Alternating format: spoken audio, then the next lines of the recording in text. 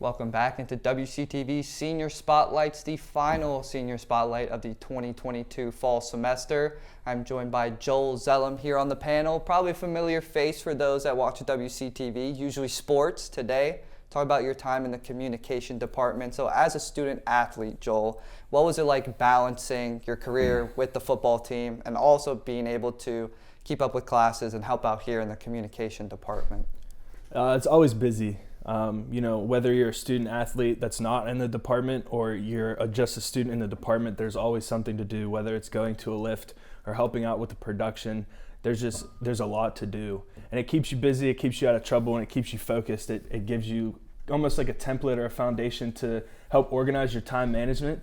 And, some people would say like it's a bad thing to be busy, but being busy forced me to stay organized and on top of everything. So it was actually really beneficial to have both of those things kind of structure my time.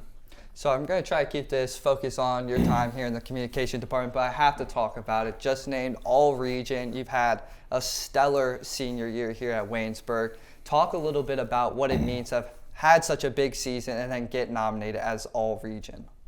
I'm not going to even lie to you. It's hard to put into words. It's just one of those things that I didn't expect to even happen. A buddy of mine in the hallway said, "Hey, congrats." And I said, "For what?" And he said, "Making All-Region." And I thought he was joking.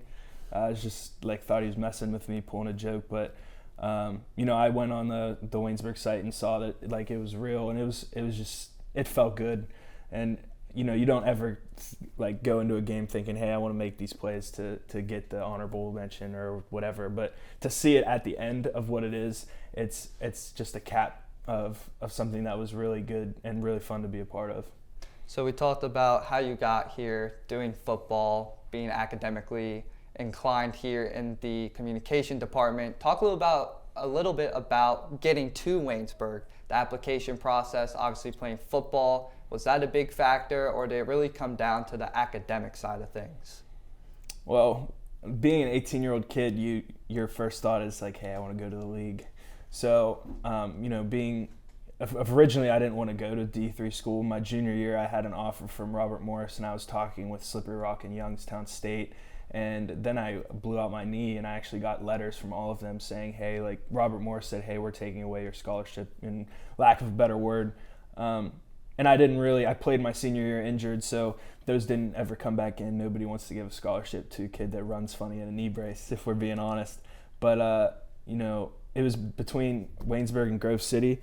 I had almost every school in the pack, trying to get me to come play football for them. It was one of those things that, you need guys, so you're going to get a pool if you fit the build. But it was between Waynesburg and Grove City, and originally I wanted to be a gym teacher. I wanted to be, or a history teacher, one of the two.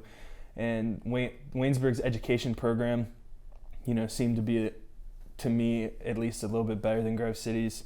And then I realized that I liked history because of a teacher that I had in high school. Nothing against the education department or the history department in Waynesburg, but it just wasn't a fit for me. And, having a passion that I do for sports and, production in sports, I'm like, hey, if I'm not going to go to the league, I can talk about and announce sports and things in the league, whether that's football or basketball. I have a passion for both, and I managed to stumble upon this communication department, Lanny Ferteri, Professor Kraus, and they opened their arms to me and welcomed me in here. And, it might not have been my plan A, but I'm glad it was my plan B. So you talked about Lanny Ferteri, Professor Kraus, and just kind of along your journey here at Waynesburg, who has been the most influential or even the most helpful in getting you to where you want to be right now? Obviously, you mentioned Lanny Ferteri, Professor Kraus. There's even Melinda, Professor Schiffbauer, plenty of other names I could go on and list with this great department. But who would you say has been the most beneficial to you during your time here at Waynesburg? It's going to be a cop-out answer, but, in my opinion, you can't have one without the other. Lanny, who's been influential and a mentor to me in the aspect of announcing. Professor Kraus has been a mentor to me as a student. I was not a good student my first couple years, and he let me know it in a respectable but honest way. And in the real world, there are going to be people that are brutally honest with you, and that's a lesson that I'm going to take. And both of them, you know, I've dropped the ball a couple times in the academic aspect of it. Just maybe what if it's like not scheduling on time or something like that, and they're like, hey, you need to get this together in the professional sense of things, because, you know, no matter what you do or where you go, how you present yourself, how you carry yourself, and like handle yourself in the professional world is always something that's going to be important. So those men, in the sense of, hey, like, these are the way things need to be handled. You need to do things timely and promptly. And it's not necessarily that I didn't know that before, but they really, you know, hammered that value home. Obviously Melinda and Dr. Sherman and Professor Schiffbauer. I think Doug Wilson is another professor that deserves some credit, because he manages to have professionalism while not sacrificing anything about being himself. You know, he can crack his jokes and handle himself the way he would in any scenario, while maintaining professionalism and being down to earth and being entertaining, because he's a radio guy. You know, if you're a radio guy, you have to be entertaining, you have to be engaging. But yeah, like, you can't have one professor without the other. They all play their own part and aspect into helping prepare you for the world. So you talk about preparing for the world. You just had your internship with the Washington Wild Things. I just sat in on your presentation. I think you and everyone else at the Wild Things did a great job with their presentations. But talk a little bit about what your title was there, and what the biggest thing you did was, what you were most proud of when you were with the Wild Things. So I was a social media relations intern, and basically what that entailed was writing game recaps, feature stories, and that's pretty much what the job description was. Now, outside of the job description, I was a videographer, I was a camera operator, and so many other things. I literally went on my phone most days and got shots, videos, pictures, and content, whether it's in-game, fan audience, mascot duty, and literally just posted it to the school's Instagram, or not the school, the Wild Things Instagram account. And it was really fun, because, you know, when you look at it, it would just be like seeing it from an outside perspective. You're like, oh, this is just like a Snapchat story of an everyday, you know, person. But that was the kind of the point, to emerge someone who was at home, who followed the account, to see what it looks like at the ballpark, what fun things are going on, what highlights they could be seeing in person for a low cost. It was like, I don't want to say marketing, because it wasn't marketing, but it was one of the easiest forms of advertisements. And if you knew what to look for, it was one of those things where that easy form of advertising could be turned into something that brings more people into the ballpark. And being on the field, getting to know players and getting those shots of the highlights and them hitting home runs and celebrating home runs, the mascot dancing with kids and things like that, just putting it on an Instagram story, something that seems so minute, can actually have a major impact in a small Frontier League team like the Wild Things.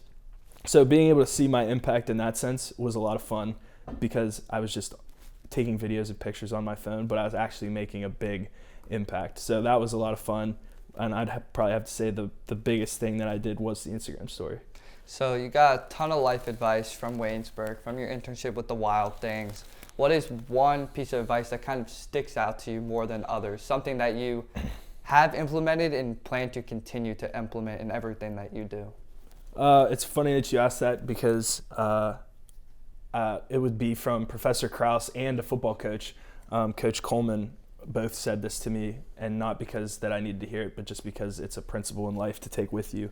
If you make a mistake, do what you can to right the wrong, and also not to make the same mistake twice, whether it's as an athlete, as a play happens, like you don't mess up twice, but also as a student or as a professional, it's like, hey, you were supposed to schedule this meeting and you didn't. How can you right that wrong? And next time that comes around, make sure you schedule that meeting, because you don't want to be the employee or even the boss or even the intern, whatever it might be, that makes those same mistakes, because then that will tarnish reputation. So it's one of those things, it's like, yeah, he messed up that one time, but he hasn't since, type of deal. And it's not, I don't want to be known for the guy that, you know, missed a meeting or whatever, and nobody does. So it's really important to understand how your actions affect your reputation, and so not to make the same mistake twice. And when you do something wrong, how do you make it right? So obviously, with that advice that you've gotten in life from Professor Krause, from your now new coach, Dr. Coleman, what is some advice that Joel Zellem would give somebody in life? Whether it's just general life advice, not with school, not with academics, just something that you would give somebody, be like, hey, take this advice and implement it into your daily life. That's a really big question. I would have to say, whether it is school, whether it is athletics or life, it is to be involved with everything you can that helps develop you as a person, professional, student athlete, whatever it might be. Just don't idly sit by and watch opportunities pass you by, because you only get one life, and with that life, you don't want to just sit idly by and watch it pass you by, whether it's school, athletics, or life. So get involved, have fun, don't do anything stupid, the cliches that you have, but yeah, don't let opportunities slip you by, because you might not know when the next one will come. And one final question to kind of wrap up your time here in the communication department. What would you say your favorite moment has been from your 4 years here? Whether that be behind the microphone, whether that be behind the scenes, directing, producing, whatever that may be. What would you say your favorite moment was? I want to say it was either my sophomore or junior year, but it was whatever the night of the first trailer broadcast was, when we got the new trailer. It was a men's basketball game. I was with Sam Hickson, and we were doing the announcing. And I'll never forget how much fun that was. That was also my first game that I announced. And Sam and I, we had a great time. Everybody was celebrating because of the trailer and how everything went well. And, later that night, we were all hanging out at somebody's house. I forget who. I want to say it was Sam's house. And we were all having fun, celebrating the fact that this trailer came in, we did it well. And Sam was like, hey, let me get everybody's attention real quick. And we thought he was just going to say some words about the trailer. And he's like, hey, this kid right here, it was his first game broadcasting. I just want everybody to know that he did a terrific job. We had some technical issues, and he found a way around it. It was the audio was playing back in our ear. I just took that side of the headset off, but he was like, hey, he's doing this, we should do that. And he's like, this kid has it. And I'll just never forget the energy around how excited everybody was and how everybody was celebrating with everybody within the comm department. It just goes to show how close everybody does get if you do it the right way, in not any department, but this department specifically, because we all face adversity in a way, whether it's something not working properly, or somebody's late to something, or somebody has to step up and do something that they typically wouldn't do. It just goes to show that there are people here that will take you under their wing. There are people here that will help you learn what you need to learn. And we're a team, we're a family here, because everybody has a job to do in order to make productions, to make Woosen shows, to make the specialty shows, to make radio shifts. Everybody has a job to make that thing work, whether it's big or small, whether it's being in front of a camera, whether it's being in the audio room pressing buttons like people are right now while we're doing this interview.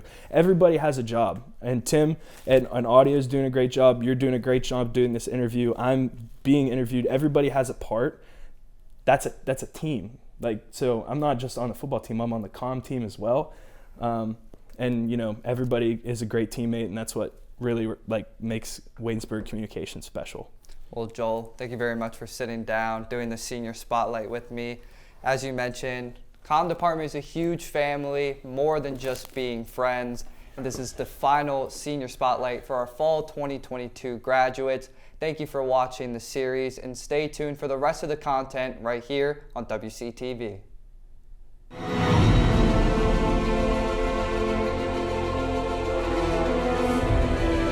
This has been a production of Waynesburg Community Television.